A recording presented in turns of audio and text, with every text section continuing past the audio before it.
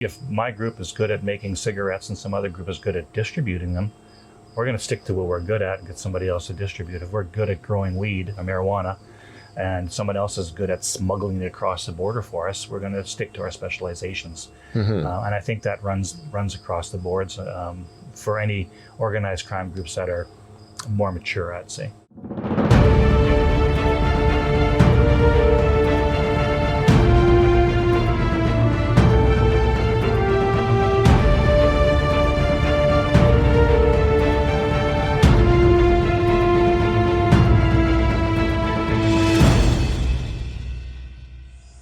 Good day, I'm Alex Dalziel. Welcome to Inside Policy Talks, the Macdonald-Laurier's flagship podcast and videocast. I'm here today to talk about the next installment on our national security file, which is going more in depth on the question of transnational organized crime. Some of you will remember a couple weeks ago, we did a podcast with Dr. Christian Leuprecht on financial crime in Canada. So in this episode, we're going to try to get a handle on exactly where the revenues for that illicit crime is coming from. And I couldn't be joined by a better balanced specialist on this question than Dr. Todd Hataley. Dr. Hataley is a former RCMP officer, so has the practitioner's perspective, and is a professor at Fleming College, where he has developed a deep scholarly expertise on questions of organized crime in Canada and how they connect to the international context. He has recently co-edited a book entitled Security, Cooperation, Governance, the Canada-United States Open Border Paradox. And in a year with the US elections going on and where borders are top of mind, this will be a very topical conversation. Todd, welcome to the podcast. Thank you, Alex. So why don't we dive in right away here? And my first question is, what is organized crime? And what distinguishes transnational crime, organized crime, and crime? Okay. By definition in the Criminal Code of Canada, organized crime is any group of three people who come together for the purpose of committing an offense and gaining financial gain. Transnational organized crime would mean that these groups actually span international boundaries. And those could be boundaries that are adjacent to each other, Canada, United States, or they could be ones that are separated by seas. Chinese organized crime might be an example for that. Organized crime in general, like I said, is any group of three or more people that come together to commit an offense for financial gain.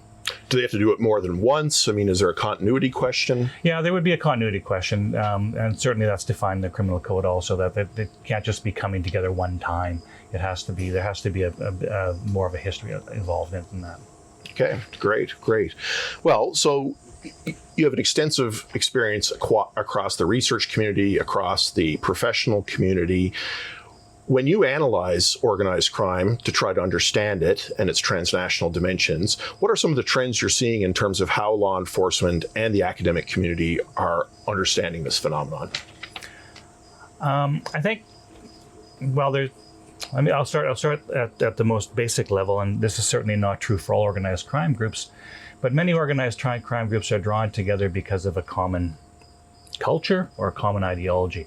You can think of outlaw motorcycle gangs, for example, who share a common, interest in they're not necessarily, they're ethnically diverse, but almost like a subculture or something. Almost like a subculture. But on the other hand, you see a number of groups who are drawn together because of ethnic relationships, cultural relationships, whoever that may be. Now, there's many examples of that, whether it's Russian organized crime, Asian organized crime, even indigenous organized crime in those senses. So what we're seeing increasingly, though, is there's a crossover between organized crime groups working together. So there's kind of subspecializations. Some groups specialize in certain areas, and other groups specialize in other areas. And you'll see a crossover quite often between perhaps traditional Asian organized crime and our Italian organized crime groups, for example. So there's a crossover, or the bikers, whoever it may be.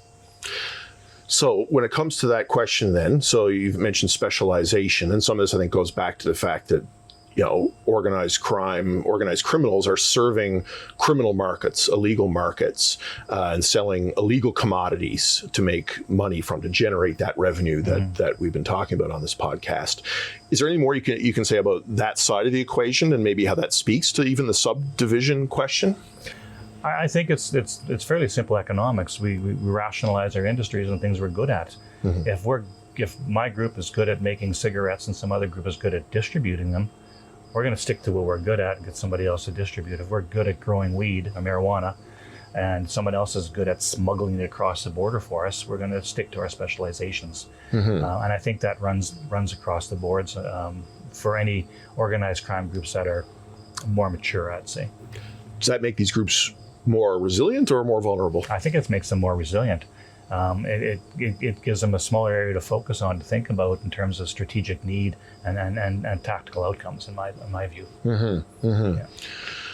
So when we think about transnational organized crime again in Canada, who should we be thinking about in terms of the groups and players? Maybe, one of the strengths of your recent research in your book on the Canada-US border is that you look at Canada as a series of regions and challenges. So is there a picture that you can paint of what groups are the most significant in different parts of Canada, maybe pick out a couple of examples, and what are these sort of criminal commodities that they're involved in? Sure. I'll talk more about commodities than specific groups.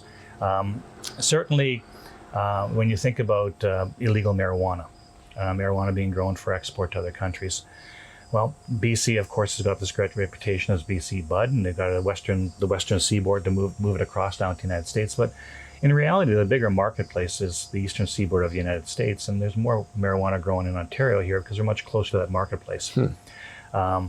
Now, with the legalization of marijuana, there's a bit of a glut of marijuana on the market right now in Canada, and we're seeing some of that marijuana being moved to Europe now, and being sent, various ways being sent across to the European marketplace.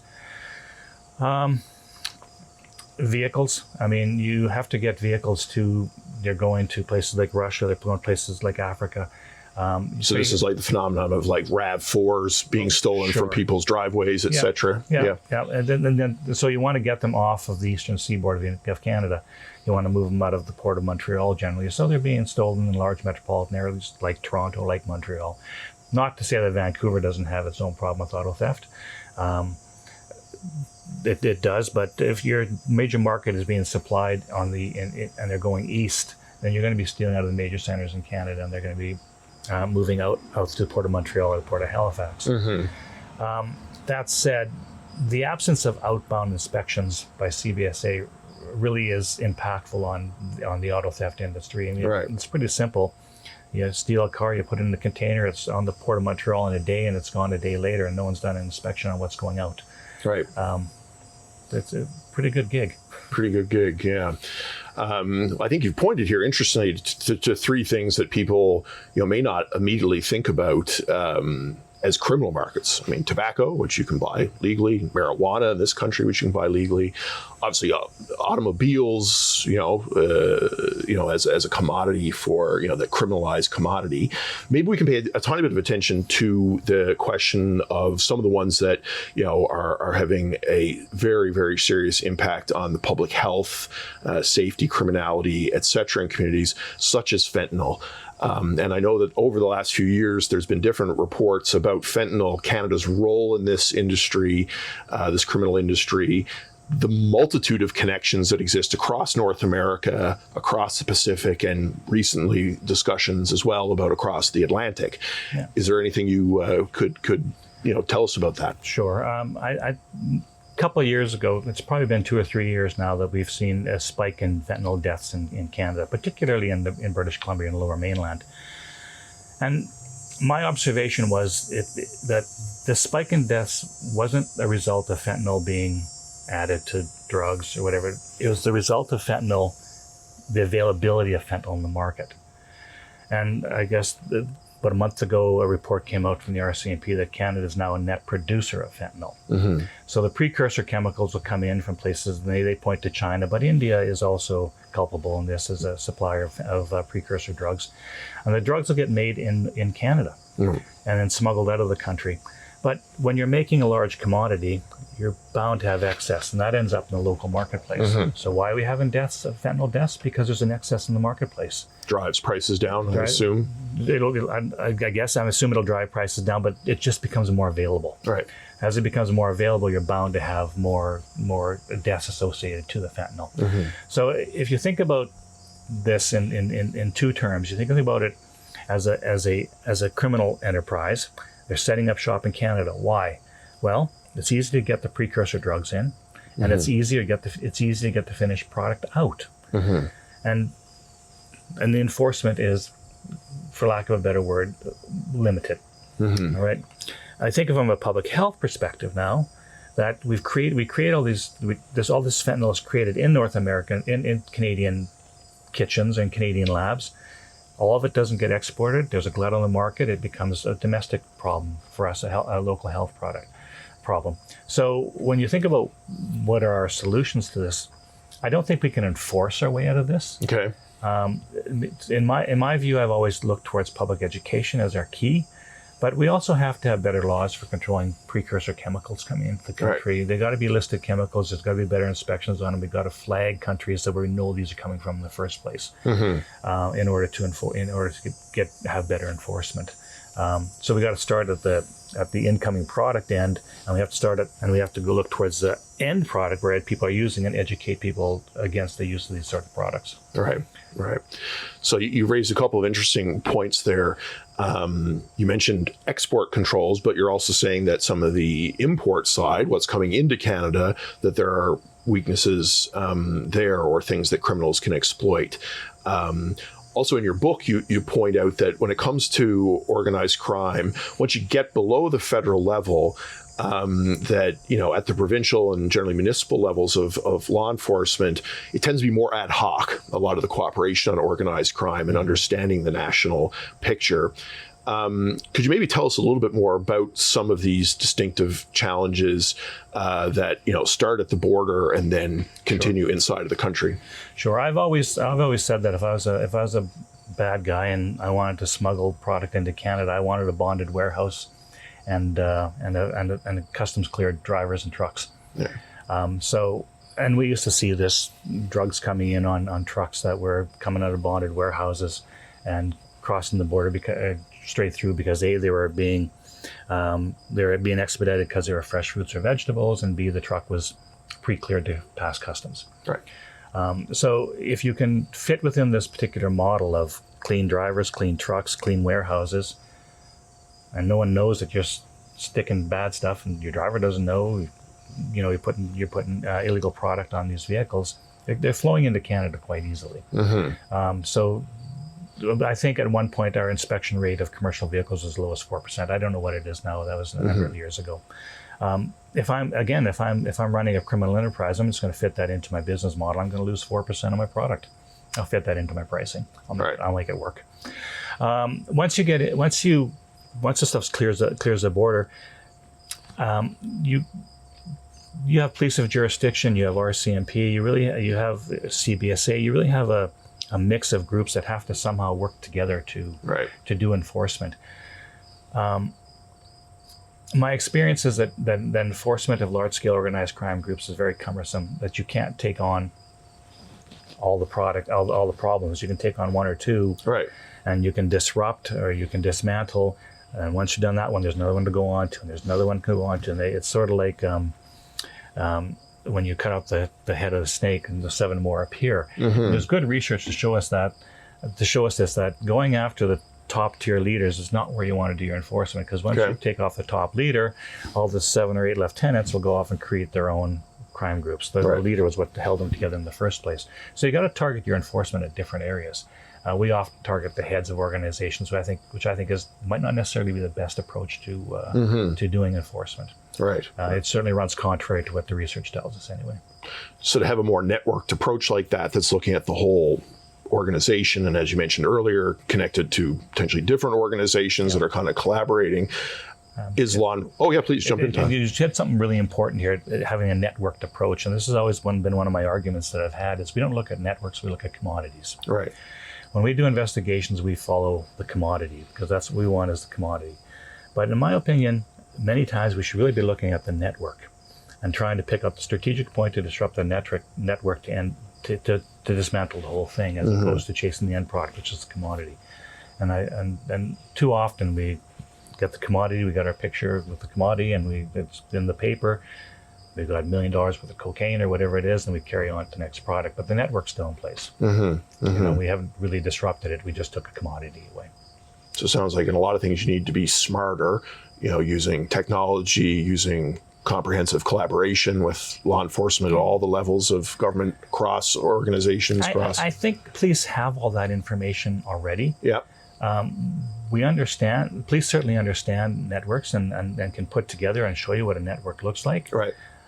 I often think it's on the enforcement side, what is going to give us, we run statistics, how much dope was seized, right. How many people were arrested. We run these statistics, and that determines the funding for police in many cases. So if you're chasing statistics, you're going after the product. I want to seize the cocaine. Right. I want to seize the weapons, because then I can show what's the word I'm looking for? A tangible product that was seized, and it's off the road, off the street, and we can make the argument that our streets are safer as a result of this being gone. Right. Yeah. Whereas disrupting a network doesn't necessarily show a lot of statistics for funding. And presumably, networks can be disrupted in different ways. Absolutely. Yeah. So I think you've been telling us here that there's a lot of legitimate trade, some bad actors, will use that to their advantage using tools that are key to Canadian prosperity and success. I mentioned at the outset, we have a presidential election this year in the United States. Border issues are very much top of mind in the electorate. These primarily relate to the U.S.'s border with Mexico, but we have the border with Canada. You've just done this considerable piece of research with scholars from across Canada and beyond. If you were thinking about the Canada-U.S. border, where is it that Canada can step up, maybe put some good ideas forward to work with American and potentially other partners to strengthen that border and make sure the good stuff gets through, the illegal stuff is filtered out? Yeah. In my view, I think I would start by recreating the integrated border enforcement teams and integrating with the regional units like the Ontario Provincial Police Border Enforcement Border Enforcement Security Team, I think it's called. Right. The BEST teams. Those have kind of fallen by the wayside, and I believe that if you look at numbers of people crossing the border between Canada and the United States, you've seen up until the visa change with Mexico, you saw quite a steep increase in numbers of people being picked up going across the border. Canada crossing the Canada-United States border into the U.S. is an appealing thing to do if you want to get into the United States, because the enforcement levels just aren't there. It's relatively simple. So if we want to not become this problem for the United States, we have to do a better job of screening on arrival. Right. And then we have to do a better job of enforcement. So that's enforcement away from the border. Yeah. And we have to do a better job of enforcement on either side of the border, integrated with the Americans and the integrated border enforcement teams were a fantastic tool, and they've all but disappeared in the RCMP, and I think they really have to be recreated, and because they had wonderful powers to work together, the ability to enforce laws on the other side of the border under the direction of a member of the United States, vice versa into Canada, integrated patrols along the border. We really need to look to recreating that model and expanding it to the land border. Like I said, that kind of disappeared a few years back, and it'd be nice to see that recreated. So this is the question I think I would have around that question, as to how do you create that drive for the integrated cooperation? Because again, we're talking about the border here, so it's not just RCMP, it's CBSA. You've mentioned visas, so there's an immigration component here. You certainly talked about the port screening, so the customs side of CBSA. And then, in Canada, we have this distinct, federal policing through the RCMP. I believe 3 provinces have provincial forces, and then in the rest of the country, it's either contract RCMP or municipal forces doing the work. That's a big mix. How do you create the push? And, is this a resource question? Is it a technology question? Is it a bit of both to make sure that all these levels are sharing information and creating the comprehensive picture, say, with American partners as well, to fight this problem? Yeah. Is it a resource? It's certainly a resource problem. And in an ideal world, I think we should have one agency running the border, not 2 agencies along the border. It just gives you better seamlessness communication. Maybe good to say what we mean by that, because I'm not sure. So at the ports of entry, Canada Border Services are responsible, and between ports of entry, the Royal Canadian Mounted Police are responsible for the border. So now you've got 2 bureaucracies that have to, that have different mandates, that have to communicate. It creates vulnerabilities and points of exploitation for organized crime. The picture gets even harder on the United States side, where you have Homeland Security Investigations, CBP, U.S. Border Patrol. You have a whole alphabet soup of agencies working along police of jurisdiction, sheriffs, state police. That's right. Just a whole. So when you talk about how do you create this, I think the institutional structures and the trust is already in place. Between Canada and the United States. Between Canada and the United States, absolutely. I think what it takes is someone on either side to champion this and move this forward. Right. And that requires leadership at the senior levels of our government and senior levels of our bureaucracies. Unfortunately, I find that we're often reactive in policing. A problem appears and we react to it.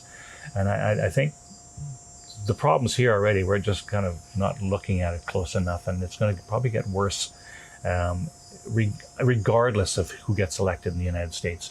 If you see a Trump administration, you may see an exodus from the United States of people into Canada before they get deported out of the U.S. Right. If you see a Harris administration come on board, you're just going to see more people coming to Canada to move into the United States. Things are difficult in many parts of the world, and it's understandable why people want to move. And things like climate change, the global economy are just going to make it worse. Right. And people will always look for a better place. Conflict, that's going to make it worse also. Okay. Maybe, the other question, so we obviously have that cross-border issue in terms of, is the trust in place between different Canadian law enforcement agencies? And I'd add one more part to this. To organizations that may be outside of that. I mean, you talk about reactive, so some of the proactive is preventing these issues. Earlier you referred to public health. Do we have the push for kind of an integrated policy toolkit across the board that, looks at the different capacities of local law enforcement, federal agencies, and then other types of interventions that are designed to kind of suppress some of the worst effects of criminality in our communities? A short answer, no. I think we're getting on track to this, but at a very low level right now. A couple of years ago, the change in the Police Services Act, or the Ontario, I think it's called Police Services Act, with the requirement for communities to do a health and wellness plan. Right. A community health and wellness plan. I think that was a push to let's start integrating. I think it was a mistake to put police at the center of that. They're the ones who are going to do it. Right. They probably should have looked at other agencies that could put it together. But it's going to force, at least the beginning stages of planning what a healthy, safe community looks like. Right. And what players it involves. It involves your schools. It involves your healthcare. It involves your social workers. It involves your police services. It involves your emergency services. These aren't standalone entities that act by themselves. They need to be integrated, absolutely. Are we doing that at a higher level, at a federal level and transnational level? I don't think so. One of the problems, as I see with police, is police often think that we can do it ourselves. Right. And we don't. And police don't reach outside to get expertise from beyond. I often said that if we didn't have the expertise, we'd just go train someone to do it instead. But I think you get better outcomes if you reach out to the experts and bring them on board in partnerships. But again, you get competing mandates and you get competing funding, and You just said the word about experts and expertise. Maybe this is the last question I'll ask you. The private sector, civil society, when it comes to thinking about radicalization and violent extremism, we often do think about some of the wider roles of communities and community services. When it comes to fighting organized crime, can we do better in terms of how the capabilities and the knowledge that these groups have is turned into countering organized crime? Great question, because this is a field that is completely under researched, and I'm looking forward to digging into it with my colleague Christian and a few other people in the next little while. Is looking at the role of the private sector, the Amazons of this world, the DHLs, the UPSs, the FedExes. So much of the border security piece is passed off onto these online retailers, online freight forwarders, stuff moving back and forth across the border. We know very little about their role. We know very little about compliance. We know very little about their relationships with the government. We know very little about their security mechanisms. And I think that we can learn an awful lot from reaching out to these organizations and starting to talk to them a little bit and seeing where government can integrate even deeper with these organizations and sharing data and information and strategy and tactics and stuff like that. So I think it's an outstanding question and something we really have to look a little closer at. I can get you back on another episode when that research is complete. I think, again, we've drawn attention here to the fact that a lot of ideas, a lot of dangerous trends going on that require the leadership to get it done. And I think from an MLI perspective, we're constantly pushing for getting in place the sort of good public policy with the necessary leadership to push this through. So, Todd, I'd like to thank you for the time you've taken here today to talk about this issue. To viewers, thanks so much for tuning in again. This is, again, not the last time that we're going to talk about these issues over coming episodes. We're going to look further at Canada-US cooperation, dynamics on the border, the very conception of a border, a North American perspective on these issues, in order to, as mentioned, in this important U.S. election year, that we're thinking very hard about the role Canada plays in fighting organized crime and ensuring our national security and that of our closest partners. For Inside Policy Talk, I'm Alex Dalziel. Look forward to seeing you next time. Thank you.